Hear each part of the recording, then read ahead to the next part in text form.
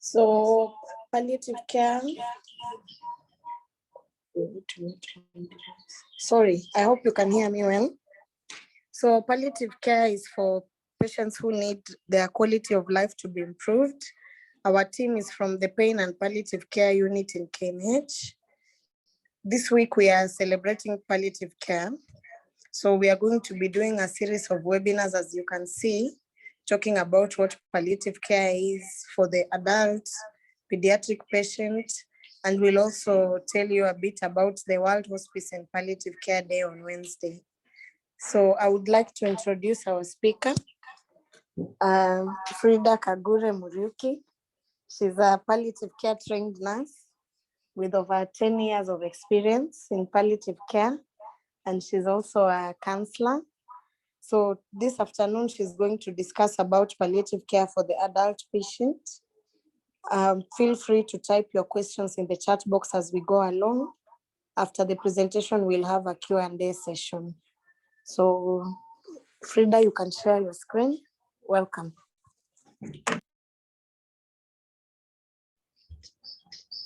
Thank you, Dr. Nafula.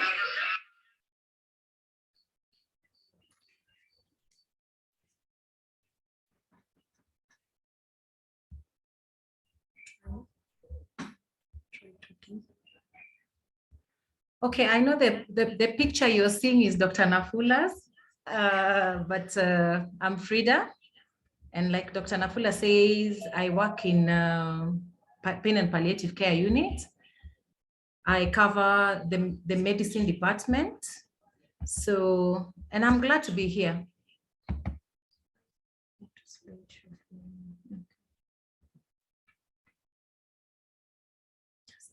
Okay. So I have shared my screen and I think I'll get down to business.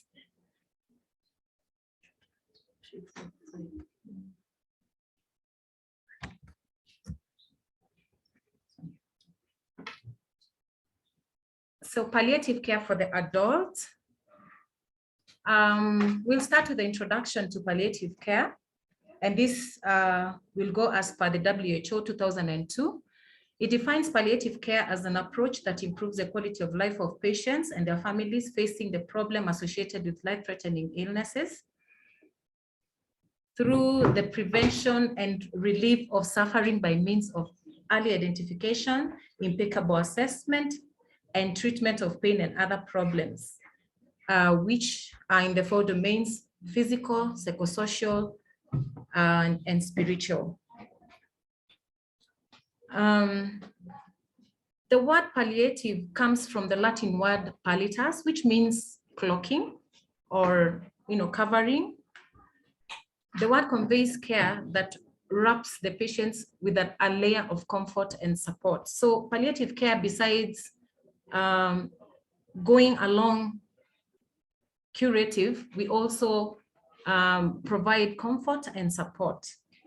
Palliative care may be provided as a primary focus of the treatment or concurrently with other medical interventions at any stage of a serious disease. That's why palliative starts right from diagnosis all the way through the stages of the illness to bereavement. So we're supposed to start early all the way so that we can improve the quality of care of patients as they go through the stages of serious disease. So advantage of intervening early in the onset of a disease is to assure appropriate intervention, reduction of disease burden, and maximizing the quality of life. Our patients go through a lot as they go through the stages of of the illness. So palliative is all about improving the quality of life, reducing the burden of disease, the symptoms that they go through, the pain, managing all this. So we'll go to the palliative care principles. We have principles that direct us in palliative. And one is we provide relief from pain and other distressing symptoms, affirm life, and regard dying as a normal process. Dying is a normal process for everyone. We shall all die one day. So we affirm life and regard dying as a normal process. Palliative neither hastens or postpones death. So it's, as we said right from the beginning, it's about improving the quality of life through curative, through the stages of illnesses, all the way to bereavement. It integrates psychosocial and spiritual aspect of palliative care. I know in the normal management, we usually look at the patient's physical and maybe social, and sometimes psychosocial and spiritual is kind of left out. But with palliative, we integrate psychosocial and spiritual aspect of the patient's care. It offers support system to help patients live as actively as possible until death. So what our patients are able to do, what are the activities our patients are able to engage in, we encourage them to do so that they can actually feel they're still part of this society, and they're still able to do a few things for themselves. That by itself, that improves the quality of life. We use a team approach to address the patients and family needs. Palliative care is not only about the patient, it's also about the family members who are the carers. So sometimes you might find that a carer is overburdened by their patient's illness and tend to not to give quality care because they're overburdened, they're burned out. So we also address the family carer issues. And we also, palliative also enhances quality of life and may positively influence the course of illness. Yes, our patients sometimes might look at, it might be a scenario of a patient, we have actually changed the goals of care from curative. Now we just, what we're doing is the support and support care. But it doesn't mean that we should not enhance the quality of care, the quality of life. We enhance the quality of life. And sometimes they may feel, yes, as much as my illness is not curative, but still I have so much, to live for. So it influences the course of illness. Palliative care is applicable early in the course of illness in conjunction with other therapies that are intended to prolong life. So palliative is all about quality of life. We actually talk also about rehabilitation. Just let's say, for example, our patients who go through amputation, we bring in the rehabilitative bit of it so as to, make our patients feel, wanted, to feel that they're still living and they should, it prolongs their life. So that is all that palliative is all about.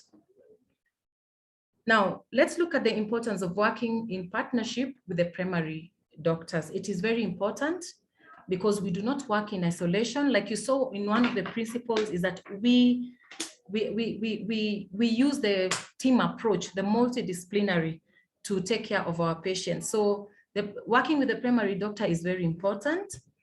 So what is the importance of working in partnership with the primary doctors? The palliative care team devotes time to intensive patients and family counseling. So it is good to work with the primary doctor and see at which point we need to involve the family and what kind of counseling does the family need. Let's say, for example, we are changing goals of care once again, then we involve the family and counsel. Maybe the patient and the family are going through, issues that are affecting the patient's even treatment or the quality of life. So we come in as the palliative care team. We know which way to go with the family. So it is also important to work with the primary doctor because we bring in skilled communication. about the expectation of the future in order to ensure that the care is matched to goals and priorities of the patients and the family. And this is where we embrace a lot of truth telling. We tell our patients, or we inform our patients what each and every test means. We tell them which management criteria that the doctor is going to take, whether it's curative or it's just for support, whether we are doing it only to palliate. So all these things, we bring it skillfully, which is called therapeutic communication. So we do a lot of counseling in palliative. It is also important to work in partnership with the primary doctor due to the complexity of the issues that we deal with, which range from physical, emotional, spiritual, and all these emanate symptoms that could vary from anxiety to depression, anger, and all this kind of stuff.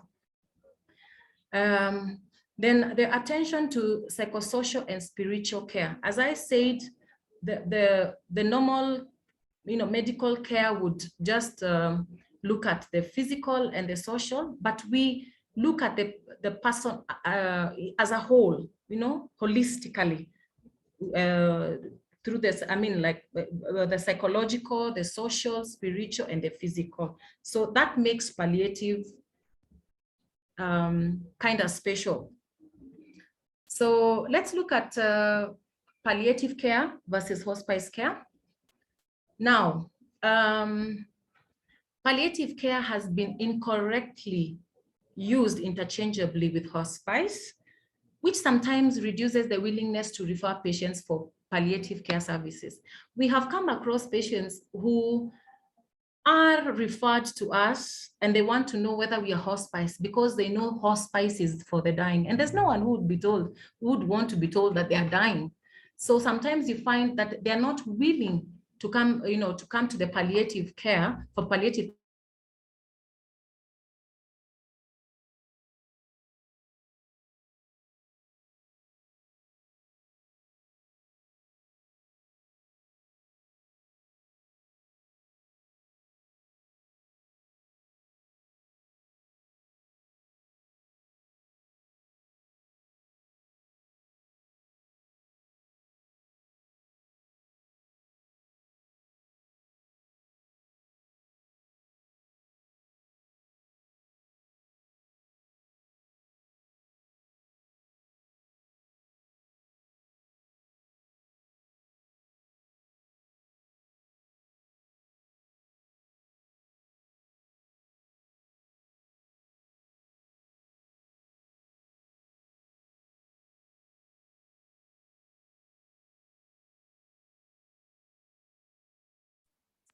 Sorry, there's a bit of a network problem.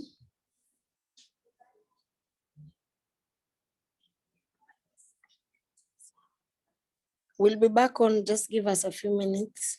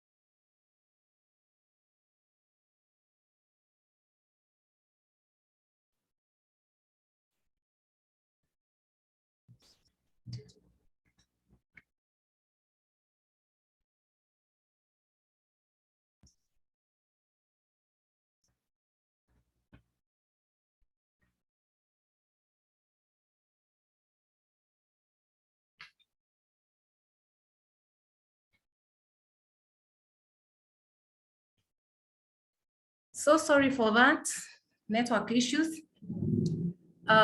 So we were talking about the difference between palliative and hospice care. And we talked about palliative being the care, or rather hospice care, being a form of palliative care for patients with limited life expectancy of 6 months or less. Also in hospice care, the patient has a limited life expectancy. That's just what we said. Oftenly goals are to exclusively optimize quality of life, maintain comfort regardless of symptom burden, and avoid life prolonging therapies. So once again, our goals here tend to change. We are not looking at curative. We are maximizing on the quality of life, comfort, managing their pain, and managing their symptoms.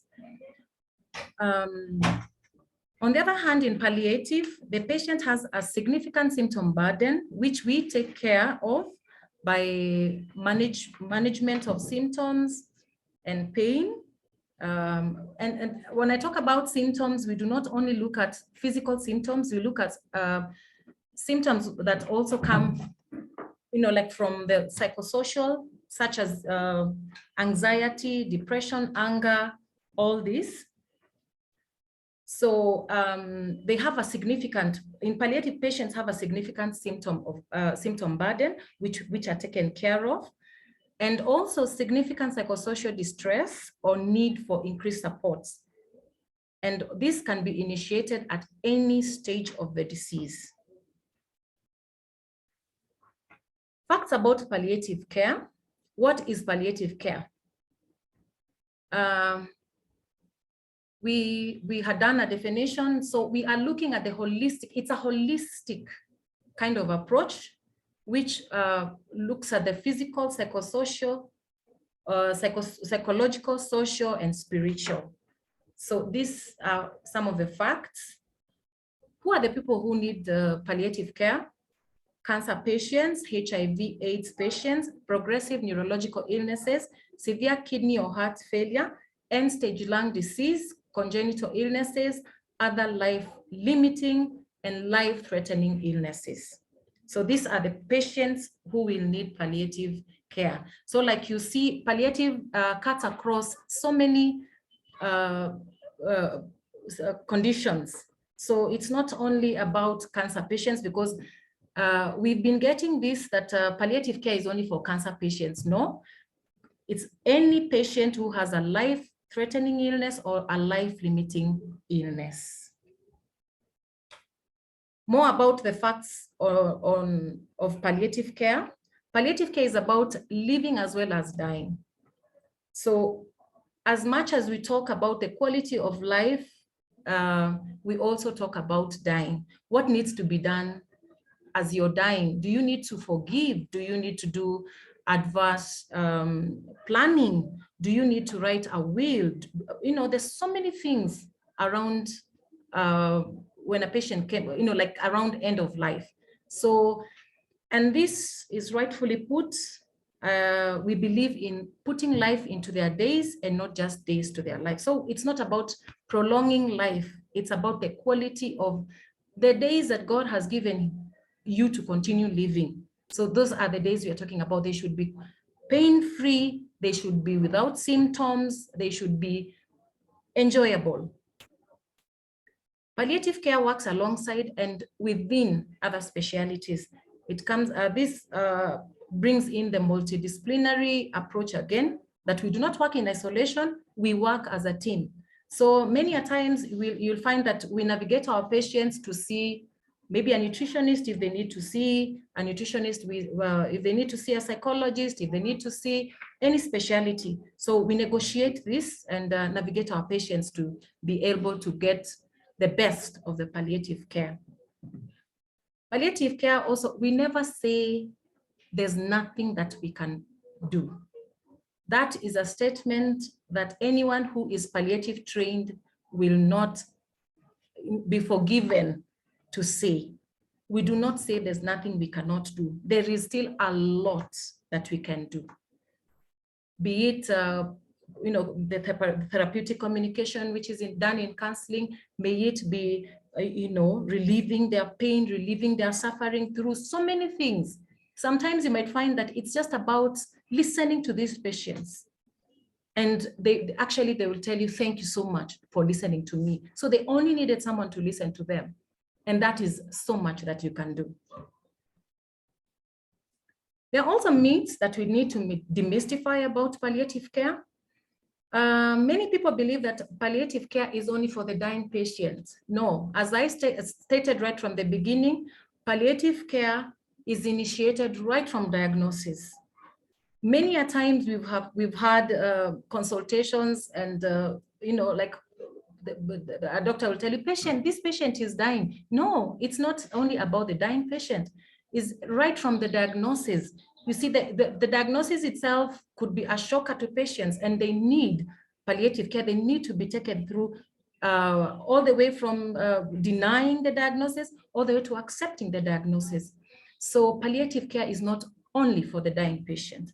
Palliative care means end of life. It's the same thing. It does not mean end of life. We say that, like sometimes we've had patients who, as much as we have looked at the indicators and we think they're coming to the end of life, we find patients, still get out of it and, still continue living, and they still continue, fighting on. And maybe we thought that these patients were actually going to die, but they're not dying. So it's not for the dying. Sometimes you have people who look very healthy and they die. So palliative care does not mean end of life. Palliative care is not only it's only for people with terminal care. The same thing. I stated again and again that it starts right from diagnosis. People cannot receive other forms of treatment such as surgery, dialysis, chemotherapy, or radiotherapy while receiving palliative care. This is an area that we actually need to work on and study on and look at it, because people feel that once a patient is asked or referred to palliative care, nothing else can be done, that other forms that are used for treatment. No, we have palliative surgery, we have palliative chemotherapy, we have palliative radiotherapy. Yes, the goals might not be curative, but we use these forms of treatment that are also used for curative to control symptoms. So once you see that a patient has been, like the doctor says that a patient needs to go for chemotherapy, palliative chemotherapy, yes, we use the same chemotherapy drugs, but to control symptoms, thus improving quality of life of the patient. Palliative care is only offered in hospitals. The models of palliative are vast. We can provide palliative care anywhere, on the roadside, at home, on corridors, everywhere. In hospitals, palliative care models are vast. Palliative care means my doctor has given up hope with me. No, palliative means that as long as you're alive, we continue taking care of you. Palliative care hastens death. Palliative care does not hasten death. Palliative care improves the quality of life up to when we say that, or rather when God takes you. That's it. So we look at the models of palliative care. We have inpatient palliative care. We have this model is very common in our hospital. So we provide palliative care for the patients who have been admitted. Outpatient clinic, we have an outpatient clinic in the hospital that sees outpatients. And this is another area that we need actually, to improve on. Our patients who are inpatients need to have a follow-up. And so as the doctors discharge our patients, or they also need to discharge them through our clinic so that we enable continuity of care. We have daycare supports. There's a palliative care, community care. There's a hospital palliative care team. So all these are models of palliative care, which are important. in our health system. So assessment is very key when it comes to palliative care, because it's through assessment that we are able to discover the needs of our patients. So ours is called holistic because we look at the 4 domains, that is physical, spiritual, social, and psychosocial. So signs and symptoms due to the disease. In the physical domain, what we are looking for is the signs and symptoms of importance being pain, other symptoms such as vomiting, diarrhea, fatigue, and such. And we give treatment for that. Once we take a holistic assessment on the physical, we diagnose the problem, and we are able to give them treatment to take care of their symptoms. In the spiritual domain, the main objective here is finding meaning in life and disease. Many of our patients tend to lose, meaning in life. They ask a question, why me? Why at this time? Why this disease for me? What have I done wrong? So you find that they have pain, spiritual pain, because of really trying to find the meaning in life. Some patients will they have lived what you would call a righteous life, or they've been so close to God, and still he's allowing them to so they lose actually the meaning in life. In the social support system of the patient, this is practically anything that anyone who is in connection with the patient, any social activities in their lives are affected by the disease. A patient who was fending for his family or her family is not able to because of the disease. A patient who was a role model is no longer a role model. So there's pain around this because there's change of the things that they were able to do, but now because of the disease cannot be able to do. Psychosocial feelings, this is about feelings and emotions and how they are able to cope with them. There's so many issues around the psychosocial, because brought about by the illness.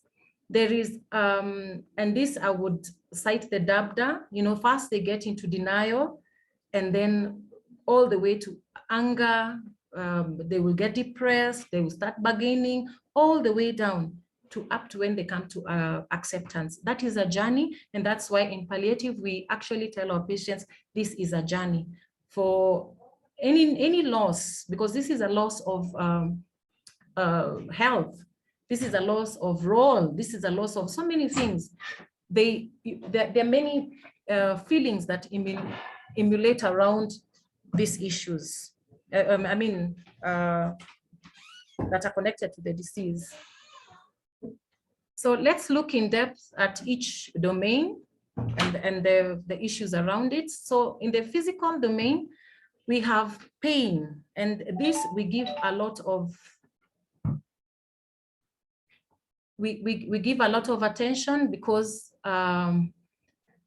when a patient is in physical pain, this tends to decrease the quality of life of this patient. So we give pain a lot of importance. So there's also depression, there's worry and anxiety about so many things, and especially surrounding the treatment and the symptoms. There's this physical inactivity, there's the fatigue, there's a physical weakness brought about. All these are brought about by their illness.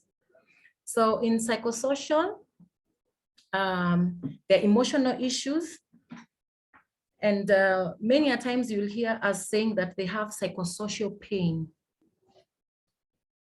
So the pain comes in because of stress. There's the emotional burden, there's the financial worries. And as you know that diseases like cancer and other life-threatening illness come with financial implications. that sometimes even NHIF cannot cover. You know, sometimes you find out you've depleted your NHIF, so you're being asked actually to go deeper into your pockets. We have seen patients who have sold properties, they have held fundraisers. So all this bring pain, financial pain. There's fear of change. There is big, sometimes a patient might, you know, like I was a boss, that big ego, I was a boss somewhere, now I have been reduced maybe to borrowing, you see? So this will bring psychological pain. There's lack of pleasure. And when we are at this, an area that is actually overlooked is sexuality. You know, lack of pleasure. We've been getting pleasure from intimacy, and now because of our illness, we are not able to. So you tend to get psychosocial pain because of lack of pleasure.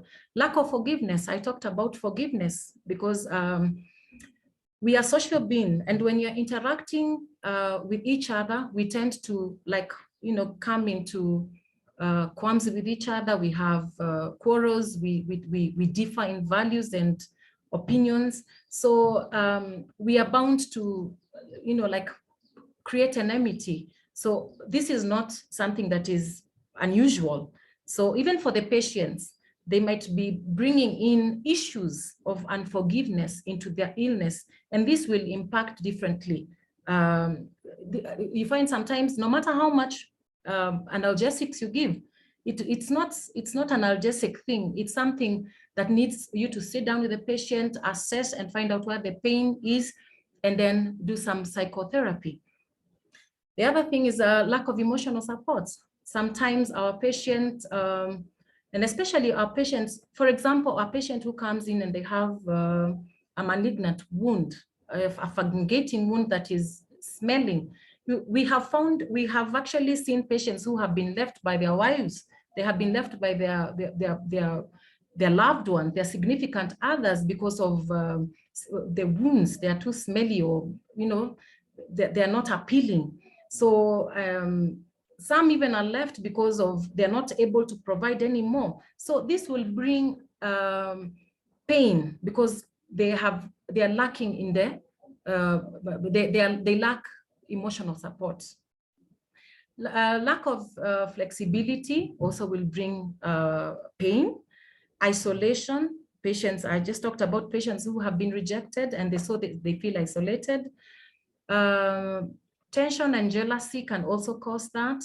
You know, a patient would think, now, why me at this time? How come the others are not, you know, sick? I have been okay, I have been morally upright, but now I'm the one who is sick. So it might bring a lot of pain, and especially depressing feelings. Spiritual issues. There are many questions that a patient asks themselves: the who's and the what and the where and the when, why, how. There are very many questions. Spiritual issues come around lack of, you sort of like, you don't see any meaning in life. You don't see any meaning in living. You ask yourself, why me? So these are the issues around spirituality. You are looking at, you feel like there's no connection there's no transcendence, there's no connection with the higher being, and you're feeling maybe the higher being in your life. And when I speak like this, in palliative care, we embrace all kinds of people with different beliefs.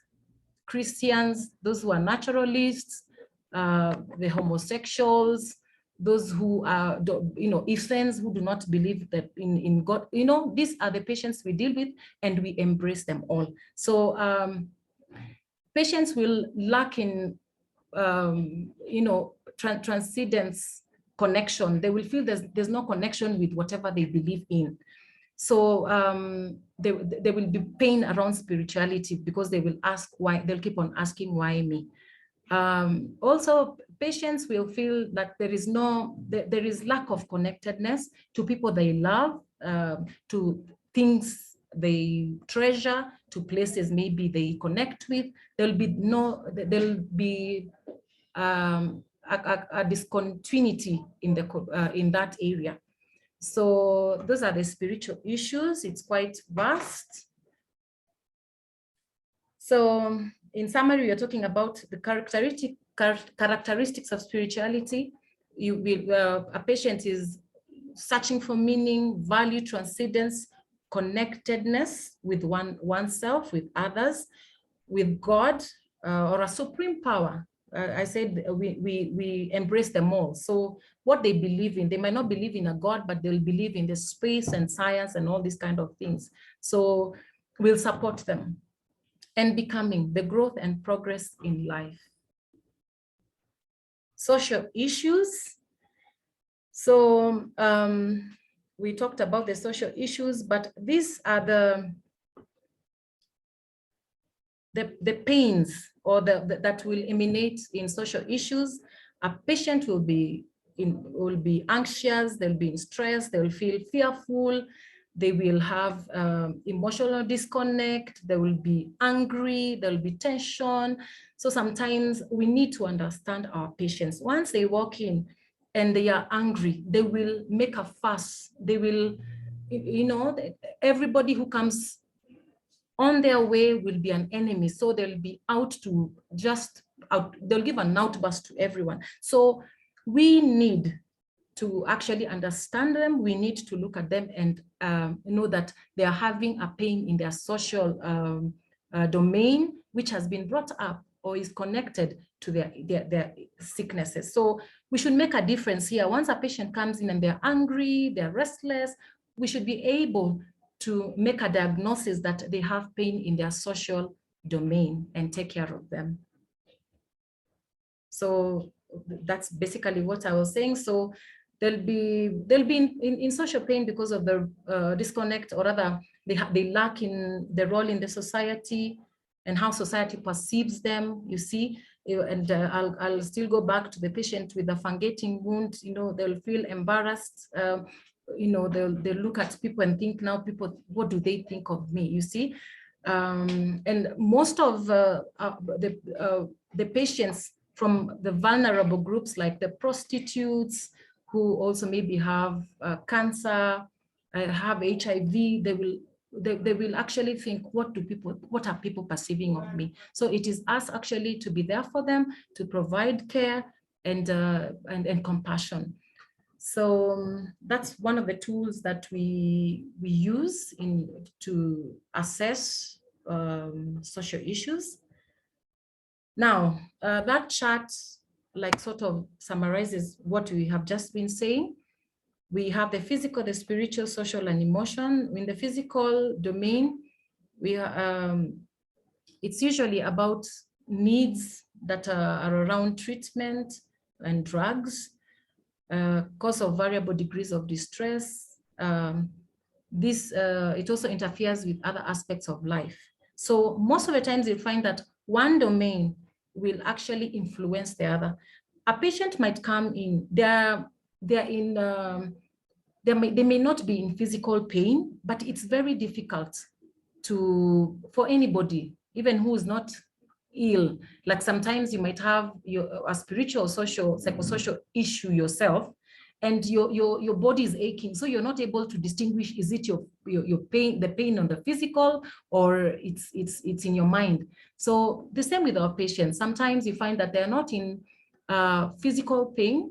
Once you just sit down and listen to them and do some counseling, you find that they say, I'm feeling much better. So one domain influences another. So in the spiritual, we have issues of guilt, remorse, fear of what happens after death, and the sense of connectedness. That's what we talked about. In the psychosocial or emotional, we have adjustment disorders, anxiety and depression, frustration and hopelessness. And in the social, we eliminate symptoms like distress, which might bring distress of our family members and carers. So we actually talked about palliative not only being about the patient, but it's also about the family and about the community. Because sometimes even when our patients are stable and we are discharging them back to the community. That's why everything around the community is important for the patients wellness. So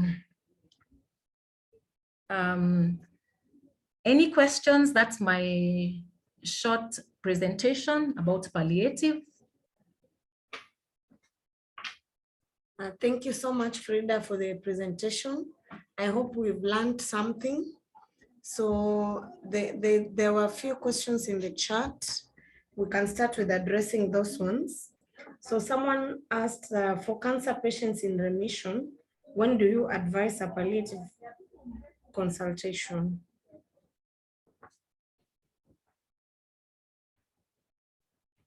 Like we first said, palliative starts early. It should ideally start right from diagnosis. So if it had started from diagnosis, then we would be walking this journey with this patient. So a palliative consult should be right from when the diagnosis is done. So there's actually, if you engage us quite early, there is a continuum of care. So it should have come as early as a diagnosis.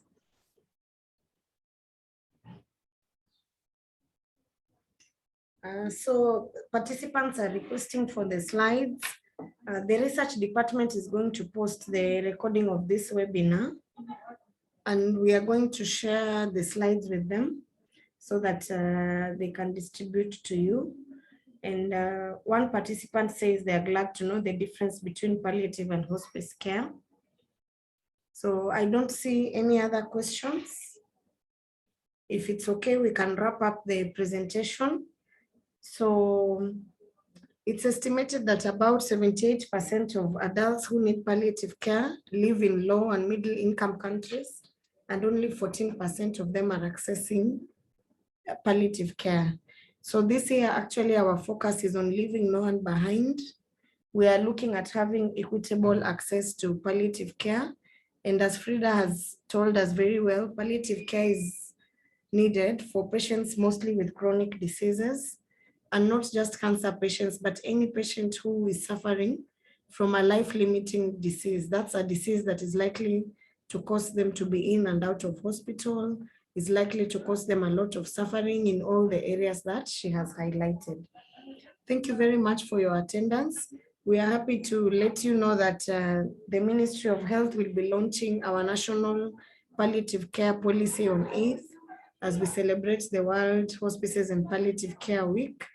And we are happy that you could spare your time to join us this afternoon. So we look forward to you joining us again tomorrow. We'll be talking about palliative care for children. Thank you. Unless there is a burning question or a burning remark, we would like to end there.